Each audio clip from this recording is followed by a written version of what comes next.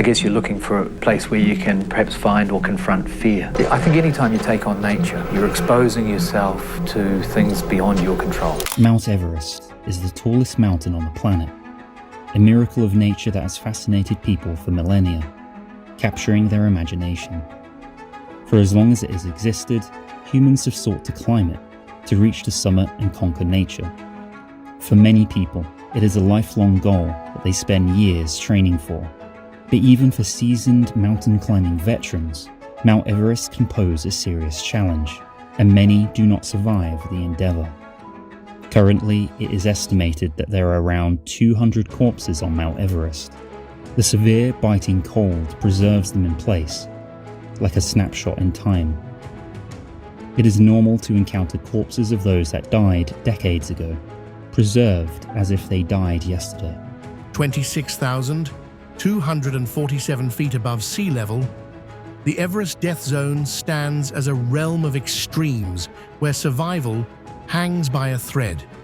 Climbers often collapse from lack of oxygen, sudden storms, or exhaustion, their bodies left behind on the icy mountains. Over the decades, these frozen remains have turned into landmarks on the mountain's treacherous paths. Some have been retrieved at great risk, while others remain as permanent reminders of Everest's brutal nature. Join us as we navigate the mysteries, triumphs, and tragedies of Everest's Death Zone and find out what happened to all the bodies of those left behind. But before we proceed, let's look into the history of the top of the world, from discovery to first ascent. Was first identified as the world's highest peak in 1856 by the Great Trigonometrical Survey of India. Named after Sir George Everest, the former Surveyor General of India, this revelation sparked an irresistible allure among adventurers and mountaineers. The initial measurement, known as Peak 15th, was calculated to be 8,840 meters, a remarkably accurate figure given the technology of the time. The early 20th century saw a flurry of British expeditions, driven by a blend of imperial ambition and the sheer thrill of the unknown. The British, having established a strong presence in India, were geographically and politically positioned to attempt the ascent. The 1921 British Mount Everest Reconnaissance Expedition, led by Charles Howard Berry, laid the groundwork, mapping routes and exploring potential pathways to the summit. This expedition also marked the first use of oxygen cylinders, a groundbreaking development in high-altitude climbing. However, it was the 1924 expedition that etched itself into history and mystery. To understand Everest's charisma, we have to go back to the beginning, when the mountain was first recognized as the highest point on Earth. Mount Everest remained undiscovered by the Western world until 1852, when British surveyor Radhanath Sikdar first calculated its height. The mountain, known locally as Chomolungma, which translates to Goddess Mother of the World, to Tibetans, and Sagarmatha, which means Goddess of the Sky, to Nepalis, was named after Sir George Everest, a former Surveyor General of India. The British Great Trigonometrical Survey's revelation of Everest's status as Earth's highest peak sparked an obsession defining generations of mountaineers. Standing at 29,029 feet, this huge mass of rock and ice became the ultimate symbol of human ambition. The 1920s marked the beginning of serious attempts to conquer Everest. British expeditions led the charge, with notable climbers George Mallory and Andrew Irvine making their famous attempt in 1924. Their disappearance near the summit created one of mountaineering's greatest mysteries. Did they reach the top before perishing? Mallory's body was discovered in 1999, but this question remains unanswered. The breakthrough came on May 29, 1953. New Zealand beekeeper Edmund Hillary and Nepali Indian Sherpa Tenzing Norgay achieved what many thought impossible. Using improved oxygen equipment and learning from previous attempts, they became the first humans to stand on the roof of the world. Hillary's famous words to his teammate George Low upon returning, "Well, George, we knocked it off." Their success led to a flood of international interest. The mountain that had claimed so many lives now drew thousands of aspirants. By the 1970s, successful summits increased dramatically as commercial expeditions began offering guided climbs to amateur mountaineers. This accessibility of Everest brought new challenges. The mountain's slopes grew crowded, with climbers from every corner of the globe pursuing their dreams. The death toll rose alongside the number of attempts, creating the infamous Death Zone above 26,000 feet. But for those inspired to follow, choosing a path to the summit became an entirely new challenge. The routes that conquered the summit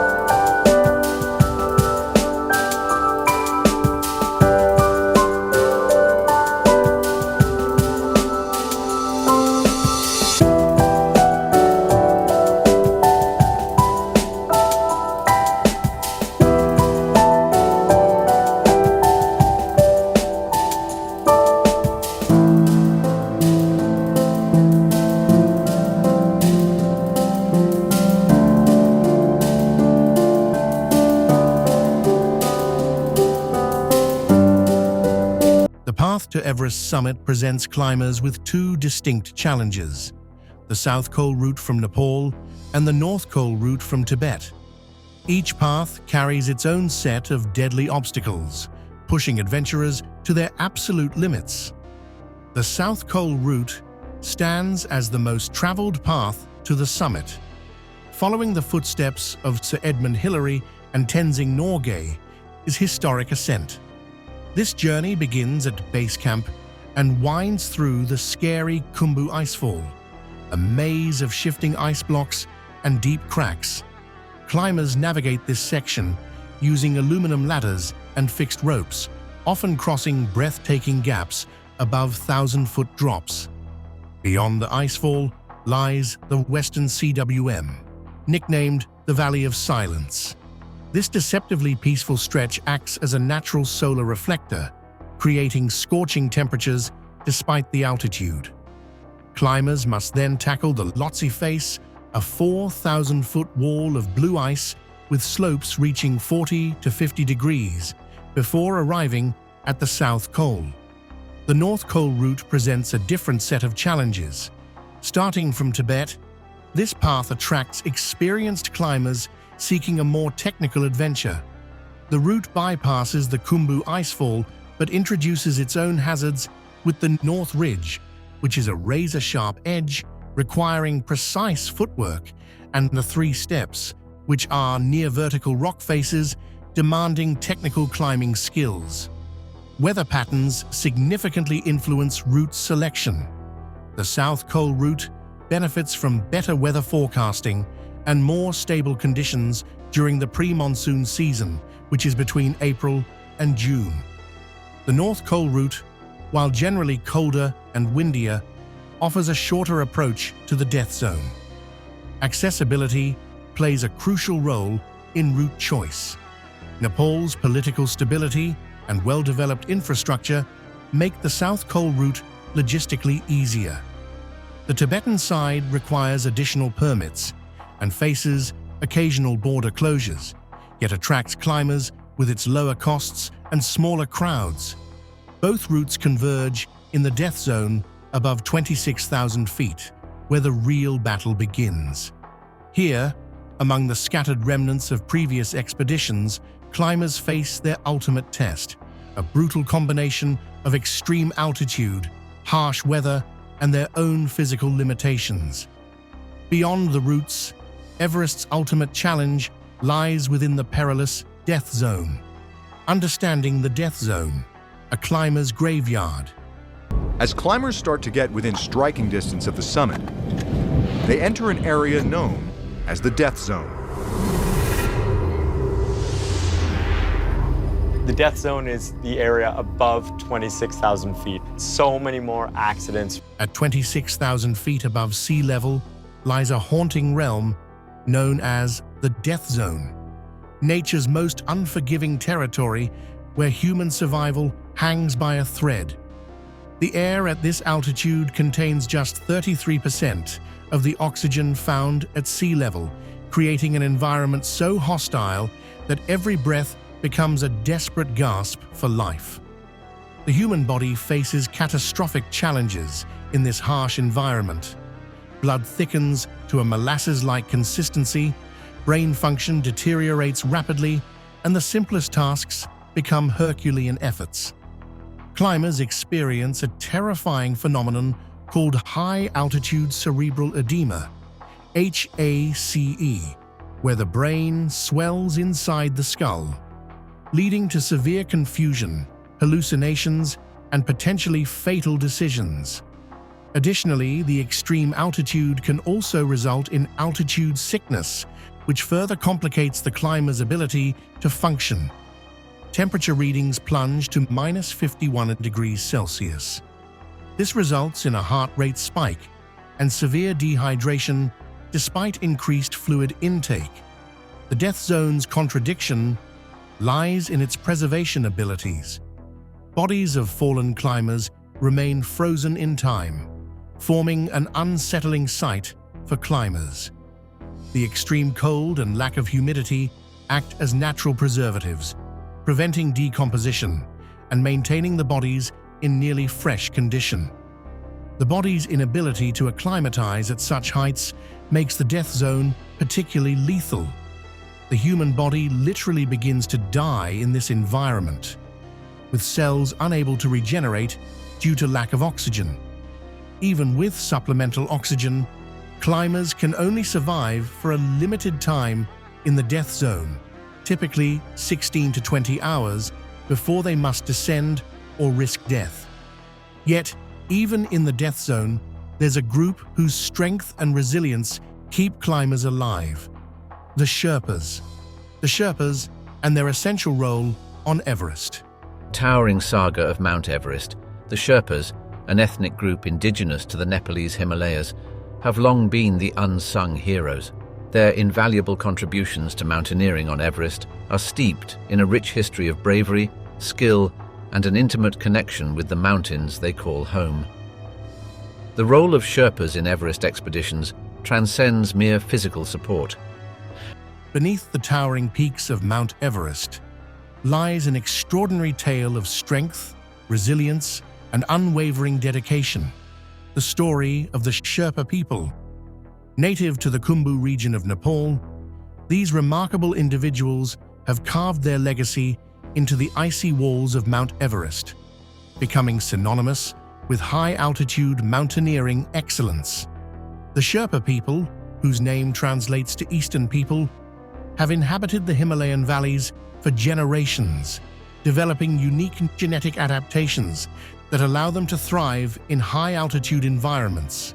Their bodies process oxygen more efficiently than lowlanders, with enhanced hemoglobin production and specialized mitochondrial function, biological advantages that make them natural mountaineers. The role of Sherpas extends far beyond physical labor. These skilled mountaineers serve as mentors, guides, and guardians of the mountain's sacred traditions. Their intimate knowledge of Everest's temperamental weather patterns and dangerous landscape has saved countless lives throughout the years. The Sherpas have contributed to mountain expeditions by setting fixed ropes through risky sections, establishing and maintaining camps at various altitudes, carrying crucial supplies, including oxygen tanks and medical equipment, and navigating through the deadly Khumbu icefall countless times per season. For every 10 successful summits of Everest, one Sherpa loses their life, a mortality rate that far exceeds that of Western climbers. The 2014 avalanche tragically claimed 16 Sherpa lives in a single day, highlighting the dangers they face while preparing routes for commercial expeditions. Despite these risks, many Sherpas continue their work on Everest. Driven by a combination of cultural pride, economic necessity, and deep respect for the mountains, a single climbing season can provide income equivalent to 10 times Nepal's average annual salary, supporting entire families and communities. Recent years have witnessed growing advocacy for Sherpa rights and recognition. Calls for improved insurance coverage, better equipment, and fair compensation have gained momentum within the international climbing community. Organizations like the Sherpa Education Fund now work to provide alternative opportunities through education and skill development. And so, the story of Everest continues, with each journey punctuated by the tales of climbers who never made it home. The bodies left behind. The severe, biting cold preserves them in place, like a snapshot in time. It is normal to encounter corpses of those that died decades ago, preserved as if they died yesterday. These bodies become landmarks. Mount Everest's haunting landscape bears silent witness to those who never made it home. Among these frozen bodies, one figure has become an infamous landmark: green boots, believed to be Indian climber Sewang Paljor. His neon green climbing boots, still visible in the mountain's death zone, serve as a waypoint for climbers navigating the dangerous northeast ridge route. The mountain's icy slopes hold approximately 200 bodies. The 1924 British expedition claimed the lives of George Mallory and Andrew Irvine, creating one of mountaineering's greatest mysteries. Mallory's body lay hidden for 75 years until its discovery in 1999, preserved by the extreme cold, still wearing the layers of wool and cotton he chose for his fatal climb. There are some notable figures whose bodies rest eternally on Everest's embrace. Rob Hall, the experienced guide, perished in the 1996 disaster after refusing to abandon his struggling client. Scott Fisher was another veteran climber claimed by the mountain during the same catastrophic season. Another remarkable figure is David Sharp. His 2006 death caused controversy and debate because he was passed by several other climbers heading to and returning from the summit as he was dying, although several others tried to help him. Sharp had previously summited Cho Oyu and was noted as being a talented rock climber who seemed to acclimatize well and was known for being in good humor around mountaineering camps. He appeared briefly in Season 1 of the television show Everest, Beyond the Limit, logically, which was filmed the same season as his ill-fated expedition to Everest. Over the years, the statistics behind the death toll have recorded over 300 deaths from the 1920s to 2023. This means that approximately one death is recorded for every 100 successful summits. Its deadliest years were in 2014, 2015, and 1996. An avalanche in 2014 claimed 16 lives. An earthquake in 2015 claimed 18, while the event of 1996 resulted in 15 deaths.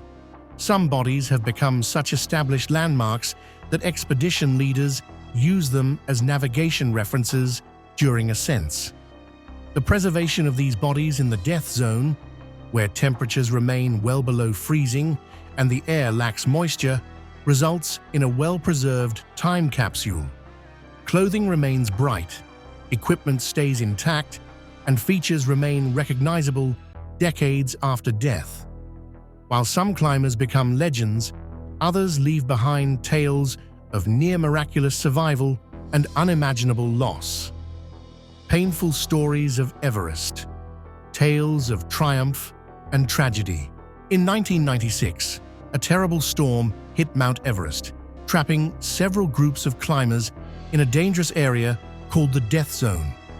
On May 10th, 8 climbers died, including experienced guides Rob Hall and Scott Fisher.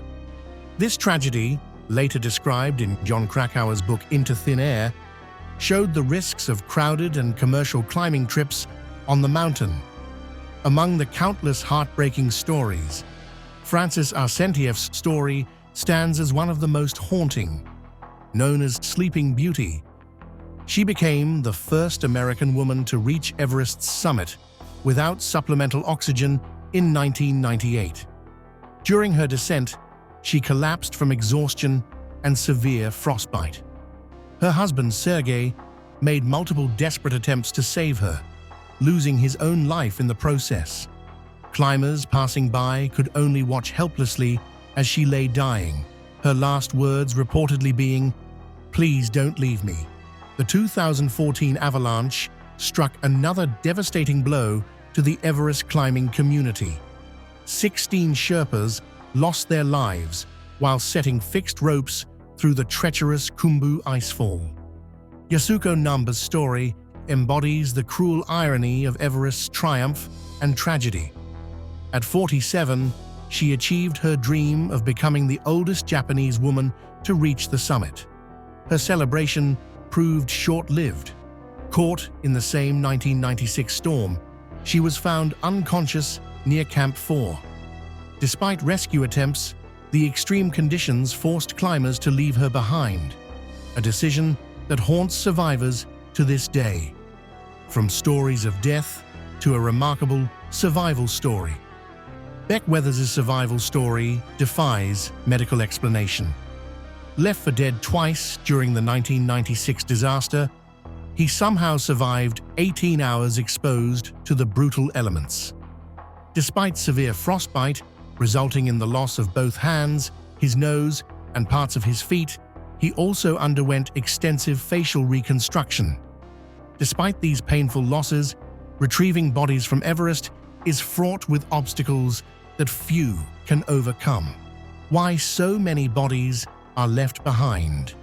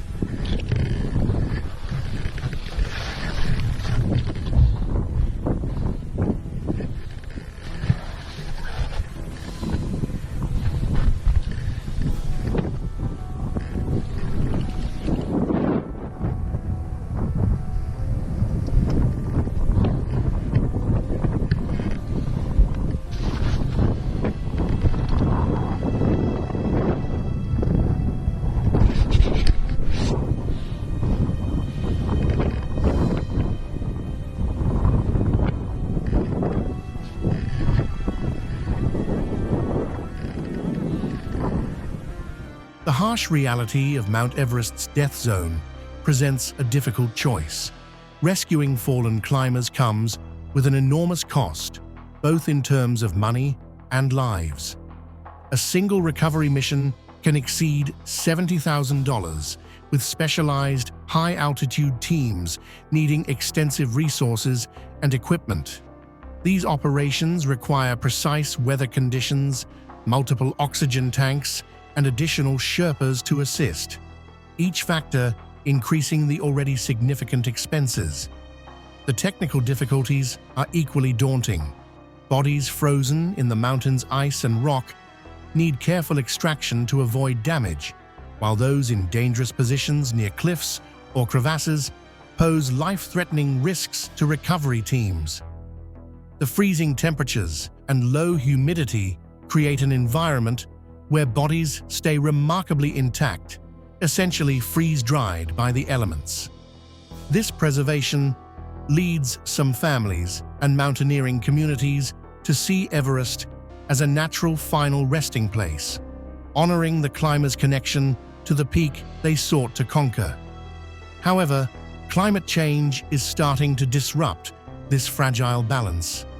Rising temperatures are causing glaciers to retreat, revealing long-hidden remains and altering the mountain's preserved history. The Khumbu Glacier, a crucial route to the summit, now exposes climbers who died decades ago, forcing the mountaineering community to face new ethical and practical challenges. The Nepalese government's position reflects these complexities. While they support recovery efforts when possible, they understand the inherent dangers involved and respect families' wishes to leave their loved ones on the mountain. This policy acknowledges Everest's dual identity as both a climbing destination and a sacred space where adventurers have made the ultimate sacrifice in pursuit of their dreams. Some expedition companies have established protocols for dealing with deaths on the mountain, including documenting GPS coordinates and taking photographs to assist families in making informed decisions about recovery attempts. Now, to the subscriber's pick. Balancing on a slender rope over a gaping ice valley, a group of climbers navigates cautiously through the harsh landscape of Everest. A single mistake could result in them falling into a bottomless pit with no way out. Could this location be the dreaded Rainbow Valley of Mount Everest, a place where every step is a risky encounter with death, and where the bodies of those who didn't survive are frozen in time? What occurs to these bodies that are abandoned, trapped in time on the highest peak on Earth? Should they be restored or remain as solemn memorials? Share your thoughts in the comments section below. The world's highest garbage dump. Everest is turning into a big toilety garbage dump. Mount Everest has turned into a massive open toilet littered with garbage after a record number of rich, douchey climbers visited the world's highest mountain this season. According to the Associated Press, at the top of the world, one can find depleted oxygen cylinders, food wrappers, rope, and other junk scattered all over. A Nepalese government cleanup crew is now tasked with clearing everything from abandoned tents to a literal boatload of buttloads from an estimated 700 climbers, guides, and porters. The AP reports that exhausted climbers struggling with the altitude and battling nausea often leave the heavy tents behind rather than carry them down. An estimated 30 tents have been left on Everest's highest campsite, Camp 4, and as much as 11,000 pounds of trash. But apparently the biggest threat to Everest now is the nearly 17,000 pounds of number 2s dropped this season at Camp 2, which is 2 levels higher than base camp. And because some climbers don't use makeshift toilets and instead just dig a hole in the snow, as temperatures rise, that waste gets then washed down to base camp where people use melted snow for drinking water. Ew. Mountaineering groups have been pushing the Nepalese government to come up with regulations on how to properly dispose of human waste. Mount Everest bears silent witness to humanity's presence through an alarming accumulation of debris scattered across its slopes. Each climbing season adds to the quantity of abandoned equipment, empty oxygen cylinders, torn tents, and food packaging to the mountain's fragile ecosystem. an estimated 50 tons of waste litter the mountain's slopes, transforming sections of this natural wonder into what local Sherpas sadly refer to as the world's highest garbage dump. The human waste problem presents an equally disturbing challenge. With approximately 1,200 climbers and support staff spending extended periods on Everest during peak season, human waste accumulation poses significant environmental and health risks. The Sagarmatha Pollution Control Committee reports that climbers leave behind an estimated 26,500 pounds of human waste annually, primarily in the higher camps, where traditional waste management solutions prove impossible. Recent years have witnessed the emergence of organized cleanup initiatives. The Nepalese government now requires climbing teams to carry out 8 kilograms of waste per person, beyond their garbage. This means that every mountaineer who climbs above the Everest base camp has to bring back 8 kilograms of solid waste from the mountain or forfeit a $4,000 deposit. Of course, if you've paid $75,000 or more for the trip, losing the deposit may not be much of an incentive. Many people elect to forfeit it. The 2019 Clean Everest campaign marked a significant milestone, removing 24,000 pounds of debris, including 4 bodies, 11,000 kilograms of general waste, 5,000 kilograms of human waste, and over 3,000 oxygen cylinders. The practical challenges of waste removal intensify dramatically above the death zone. Teams conducting cleanup operations face the same life-threatening conditions as climbers, like extreme cold, thin air, and treacherous terrain. A single, empty oxygen cylinder weighing 3.5 kilograms at sea level becomes an enormous burden at high altitudes, where every step demands extraordinary effort and extreme carefulness. Ongoing efforts are being made to recover the environment, but what about the bodies? Stories of recovery, bodies brought down from Everest. Recovering a body from Everest Death Zone is extremely difficult and dangerous, sometimes even resulting in more deaths. One well-known story is about Hannelore Schmatz, a German climber who died from exhaustion in 1979, just below the summit on her way back. Her body remained in a sitting position for years. Despite being so close to the summit, a retrieval effort was never realized. In 1984, a daring attempt to bring her body down ended in tragedy, as Nepalese police inspector Yogendra Bahadur Thapa and his guide, Ang Dorji, fell to their deaths trying to recover her remains, their lives claimed by the mountain's relentless force. In another story, Mallory, one of Everest's most legendary climbers, vanished in 1924 during his summit attempt. For decades, his fate remained a mystery until, in 1999, a team finally located his preserved body at 8,200 meters. Mallory's frozen body, still wearing its original attire, became a solemn reminder of the many who had met similar fates on the mountain. His body was recovered and buried in situ in 1999. Despite the cost and danger, Everest recovery missions continue today, often at the request of families who don't want their loved ones' bodies left exposed along popular climbing routes. The Nepalese government has even led cleanup campaigns to retrieve both bodies and trash from the slopes. In 2024, one such expedition recovered 5 bodies from the death zone, a daunting task at over 8,000 meters. In 2019, another mission retrieved 4 bodies and skeletal remains, including the documented belongings of American mountaineer Roland Yearwood and Czech climber Milan Sedlacek, who had perished in recent years. This recovery process lasted for 37 hours and was completed by a helicopter. The mountain guards its dead jealously, but these retrieval efforts offer a measure of closure to families and respect to those who dared to reach the top of the world. While some families cannot retrieve the body of their loved ones due to risk and cost, some have asked that the body be removed along popular climbing routes. But what impact do these bodies have on new climbers? The psychological impact on climbers, confronting mortality during ascent. The sight of fallen climbers along the routes of Everest leaves a unique psychological burden on its climbers.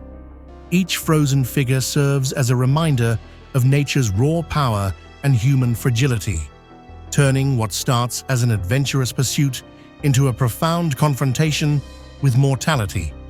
Beck Weathers, a seasoned climber who survived the infamous 1996 Everest disaster, shares the psychological impact of these encounters.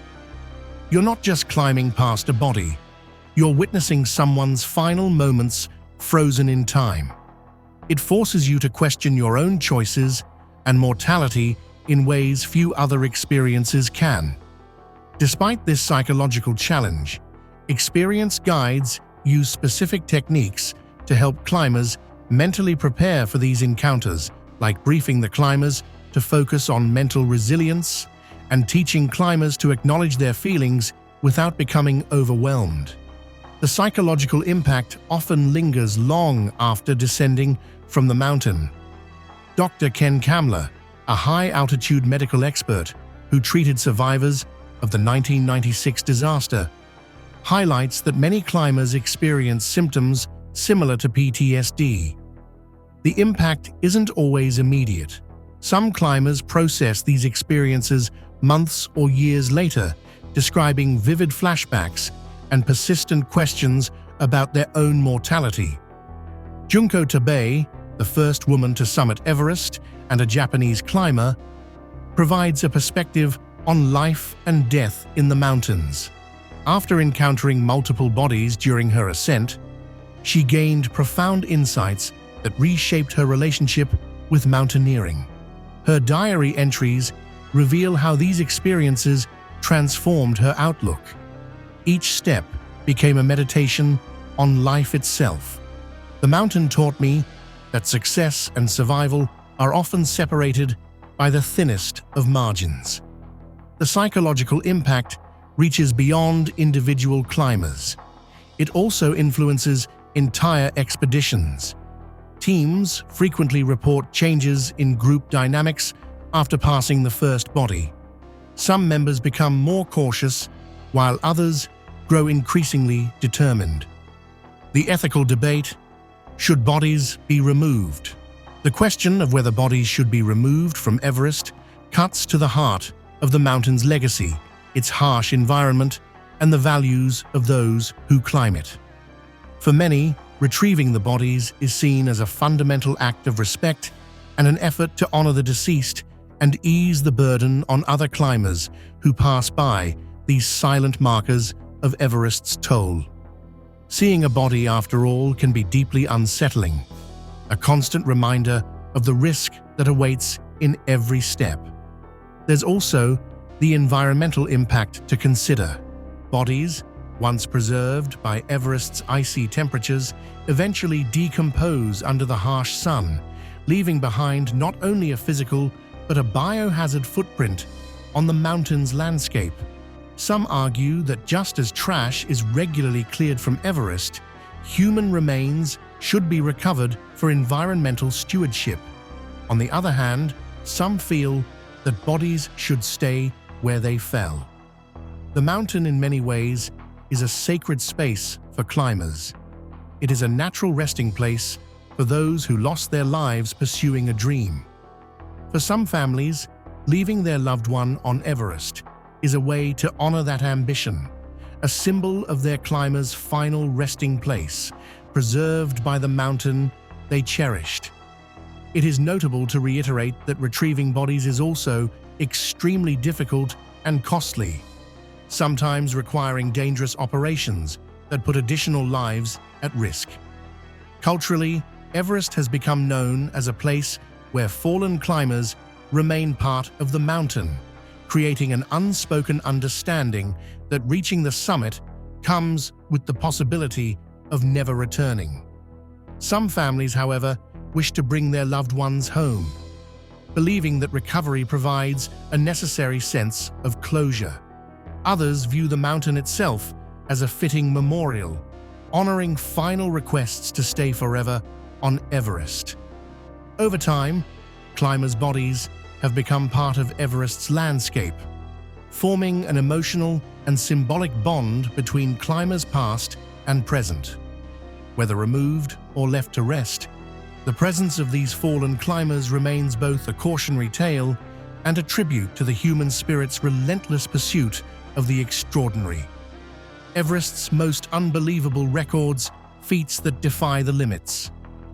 Mount Everest has seen climbers from all walks of life push the limits of human endurance, resilience, and innovation, setting records that showcase not only physical strength, but also determination. Among these remarkable feats, one of the most jaw-dropping was achieved by Pembadorji Sherpa, who completed the fastest ascent from base camp to the summit in just 8 hours and 10 minutes in May 2004, sprinting up a route that typically takes days. Similarly, Kami Rita Sherpa has scaled Everest a record-breaking 30 times as of May 2024, solidifying his place as a legend among climbers and embodying the Sherpa community's unwavering connection to the mountain. From his first ascent on May 13, 1994, he has been climbing the mountain once every year, guiding other climbers. Everest has also seen climbers of all ages and abilities accomplish remarkable achievements. Japanese climber Yuichiro Miura became the oldest person to reach the summit at age 80 in 2013, while American Jordan Romero stunned the world in 2010 as the youngest, summiting at just 13 years and 10 months old. For those overcoming physical challenges, Everest has become a symbol of defying the odds. New Zealander Mark Inglis made history in 2006 as the first double amputee to reach the summit, and American Eric Weinmeier became the first blind person to stand atop the world in 2001, inspiring climbers everywhere. When it comes to endurance, Babu Chiri Sherpa spent an incredible 21 hours on the summit in 1999 without supplemental oxygen, an unimaginable feat in the death zone. Reinhold Messner, one of the world's most renowned mountaineers, achieved the first solo ascent without oxygen in 1980, a daring and isolating experience in one of the planet's harshest environments. Everest has also been a canvas for boundary-pushing adventures beyond traditional climbing. In 1988, Jean-Marc Boivin achieved the fastest descent by paragliding from the summit, reaching base camp in a mere 11 minutes. A decade later, Davo Karnichar became the first person to ski down from the summit, navigating treacherous terrain with unmatched skill. These records are beyond numbers, and they represent personal victories and human endurance at its peak. Thanks for watching. See you in the next one.